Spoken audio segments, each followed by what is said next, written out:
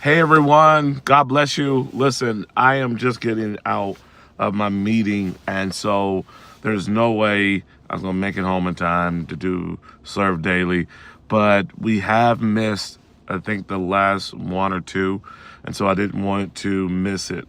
And so come on in, invite someone to join us in this time of discussion. Come on in. Invite someone. See if anyone is on. If you're on, go ahead. Let yourself be made. Let yourself be known. Who's on tonight? Who is on tonight? Goodness, I was like, how am I going to do this? This with my schedule just was so conflicted today, and so I'm gonna try to do it in my car. Last time I tried to do it in my car, there was some connectivity issues, and so hopefully there's no connectivity issues right now.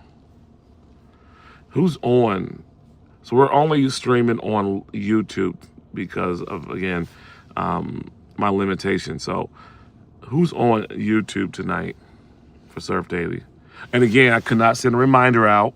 Now, if I cancel, I will try to get the cancellation out, right? But it's Wednesday, it's 6 p.m., and I did not have time to send that out because I was trying to prepare for our discussion tonight. So I don't know. I don't see anyone connected to YouTube. Okay, I do see Pastor Queen. She's here. All right. Um, I want to see if anyone else is on. Anyone else is on tonight.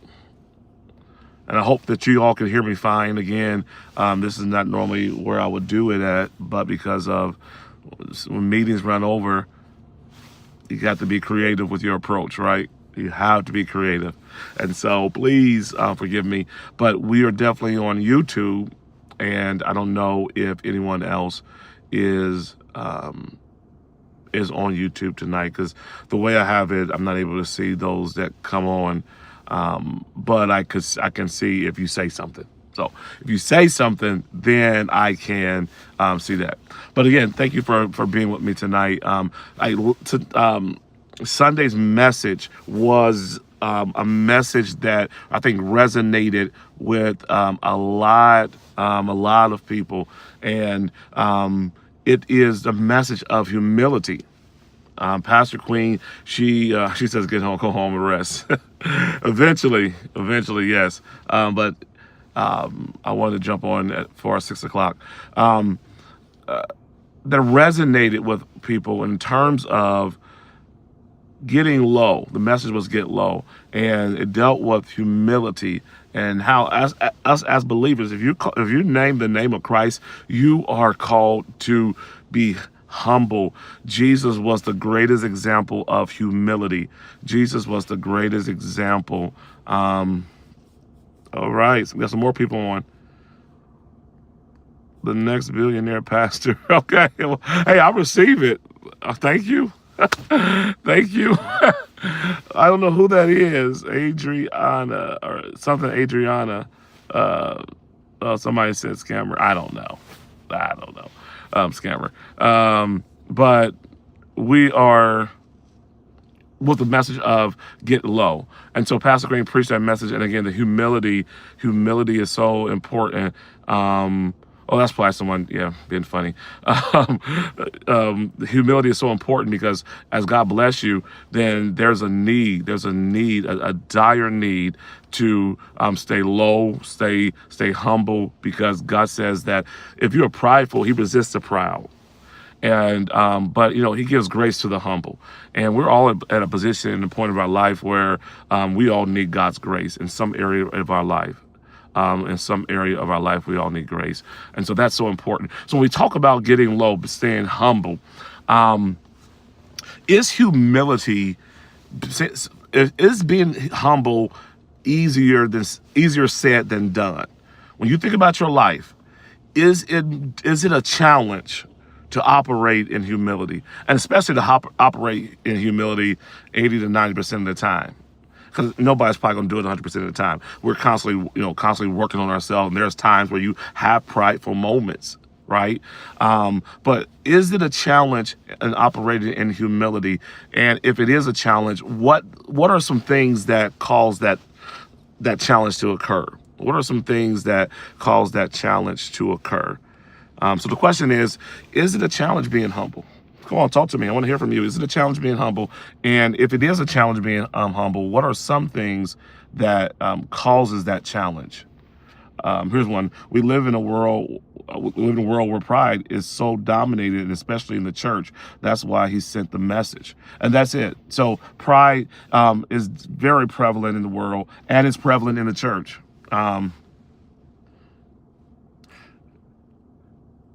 67, I don't know what that is. It is prevalent in the church. And so I think that is important, that when we look at that perspective is, the world is going to always operate in pride because that's the world. But the church is supposed to get to a certain point where pride is not part of our conversation. That we've always got to look at it from a perspective of humility. So I think what you're saying is that being in the world makes it more challenging for those that are believers to operate in humility, because you're in this world, and this world is full of pride. This world is full of the Bible talks about it. You see things. You want what you see. You grind real hard for the next best thing. You grind real hard for the promotion. You grind real hard for the career. And sometimes you put your focus on all those material things. And then what happens is that's when pride starts to seek in, and you think like, well, hey, I did this on my own. Hey, it's me. I think Pastor Queen, she talked about the king Nebuchadnezzar, that he has so much pride that the Lord, God had to cut him down. So that's so important, that as God bless you, never be in a position where you feel that, one, you're better than anyone, but you have to always operate like in that sense of humility, because God, he says, I resist the proud. But we all need grace, and so the humility is so important. Again, it sounds like I'm teaching or preaching. I'm not doing that. This is conversational. So anyone else, do you feel it's, I kind of went into that teaching. No, I'm not doing that. We're doing discussion. This is discussion. Does anyone else feel that it's challenging to be in a sense of humility? The message Sunday from Pastor Queen, she preached, get low, meaning stay low, stay humble. Do you feel that that's a challenge, operating in humility? I want to hear from you, again, because this is conversation, dialogue, not a teaching session, but this is like conversation and dialogue. Do you feel it's challenging to get low, to stay low? Yes, pride of the flesh, the pride of the eyes, the pride of life. And those are those three things that the world offers. And because the world offers those three things, then what can happen is it can be very challenging to operate in humility because of you see what the world is offering. And it can be very challenging. Anyone else? Come on, let's have that conversation. Is it a challenge? Or do you even know if you are walking in humility? And that's another question. Like, can you recognize that, okay, I'm walking in humility? Or is there times where you like, I don't know, am I walking in humility? There's some times where you don't know. You may respond a certain way, and you're like, was that a prideful response? Because see, pride is not always about what you have, what you've acquired. Pride can also be about, somebody tell you off. And the pride in you want to tell them back off, right? And so that can be a thing too. Like, well, ain't nobody gonna talk to me like that. But see, humility will say, they said what they said. God's still good, and you move on. That's humility. But pride will say, who you think you're talking to? That's pride. It's not always material things or career advancement, money. It's that response to something that has triggered your humanity, your manhood, whatever it may be, your womanhood. How do you respond? Do you respond in a prideful way, or do you respond in a spirit of humility?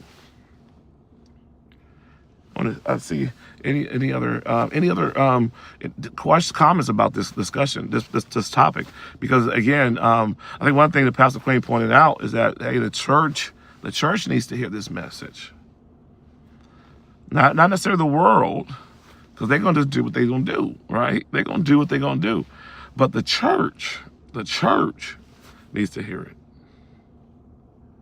because there's pride in church. There's prideful spirits in church. Can you say 67? I don't know, 67. I don't know what I'm talking about. 67. I think that's what it is. Sometimes pride is suffering in silence. That's it. Being too scared to ask for help. That's a whole nother, that's a good one. That's a good one. People will have that type, that's another pride. That's a good, Rose, because people will be very, I don't know if they feel embarrassed to ask for help. But there's times when you need help. And humility says what? I got to understand that I can't do everything on my own, that I need help at times. I need someone to pull me through, to help me get through. And that's so important. Pride can be when you're like suffering in silence and you're not reaching out, especially maybe you have somebody in your life that can help. Hey, sometimes you got to reach out, put the pride aside and say, hey, it's almost like that prayer. It's me, oh Lord, or that song. It's me, oh Lord. I'm standing in the need of prayer. I need help. And people also can be very prideful even when it comes to praying to God, as if God doesn't know already. Like he knows what you're dealing with. He knows what you're going through. But that pride was like, I'm just going to face it on my own. You're not going to pray. You're not going to ask God to do it. Pride is a very tricky, I'm telling you, pride is a very tricky concept, because people can be in pride and don't even know they're in pride. But sometimes you got to sit back and say, okay, I think that was kind of prideful. Anybody else? Who's getting low this week? The message was getting low. Has anybody made a conscious effort this week to say, hey, I'm getting low. I'm getting low. I need to become more humble. I'm there, because there's some things in people's lives that perhaps they may have mastered humility in certain areas, but not in all areas. And so certain areas may be easier to be humble, but in other areas it may be more challenging. Do y'all feel that? Have you ever felt that way, that, hey, it's a little bit easier being humble in certain areas, but then other areas you're more challenged? Brokenness, yeah. And so that plays a part of it too. There are people that are very broken, and they may need some help, may need some assistance, and it's the pride in them that says, I can't ask nobody. You'll start telling yourself, nobody gonna help me anyway. In my conversations, yeah. See, that's a whole nother, yeah. Sometimes conversations can come off, or that, I don't know if you're saying that, Pastor, but sometimes conversations can come off in a condescending tone, which can also be considered a prideful tone. And you may not even be operating in pride, but it sounds like it. And anything that sounds like it, then you have to check your spirit and say, okay, I probably could have said that a little bit different, because it may come off or be perceived as prideful. In essence, it wasn't. Now, on Friday, I want to deal with this whole thing of, I'm not prideful, I'm confident. I want to deal with how there's a thin line, I think a very thin line between pride and self-confidence. There's a thin line.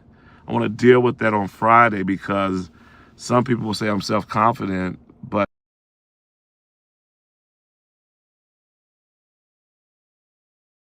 sorry, I don't know what happened. Sorry about that. I had a call come in. I think it messed it up. But yeah, we're going to deal with it on Friday. Pride and that thin line with self-confidence, because there could be a very thin line there. So we want to kind of talk about that and deal with that. But again, y'all, the message, get low, on Sunday was a needed message. And I think that we need to talk a little bit more about that. And so hopefully we'll get more dialogue on Friday. Remind people, hey, serve daily, because sometimes because of my schedule, I can't send out reminders every time.